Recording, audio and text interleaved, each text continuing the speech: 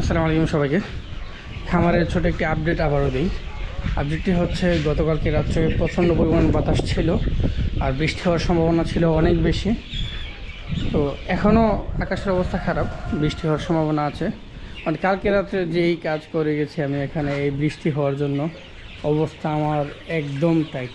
আর ভেতরের অবস্থা দেখে এখন, কারণ মোরগগুলো একটু কারেন্ট চলে গেছিলো একটা পর্যায়ে প্রচণ্ড বাতাসে। আর আমার তো যেহেতু চারতলার উপরে বাতাস অনেক আছে, এখানে আমি জুতা পরিবর্তন করি তারপরে যাই, কারণ খামারের জন্য আড়াল জুতো আছে ওইখানে ঢোকার জন্য। এই হচ্ছে অবস্থা, খাবারের পট, পানির পট এদিক সেদিক ফেলে একদম নাজেহাল অবস্থা।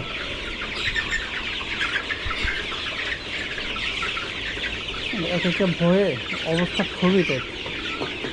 আর মশলা খাবার দিয়ে গেছিলাম এগুলো একদম ভরে, এগুলা কি সব খায় নাকি বাজারে নিয়ে বিক্রি করে ফেলে কে জানে। মাশাল্লাহ, এখন প্রতি 2 দিনে 1 বস্তা খাবার লাগতেছে আমার। আজকে ওদের বয়স 32 বছর না 32 দিন। 32 বছর হলে তো শেষ ছিল। আচ্ছা, 32 দিন আজকে আমার। এই 450 মুরগি আছে এখন, কিছু বিক্রি করেছি আর কিছু মারা গেছে। তো এখন এই 450 মুরগি আমার, মুরগি মিলিয়েই, শুধু মুরগি না, এই 450 ওরা মিলে প্রতি 2 দিনে 50 কেজি খাবার খাচ্ছে। মাশাল্লাহ, এত খাবার ওরা খায় নাকি বিক্রি করে আল্লাহ জানে।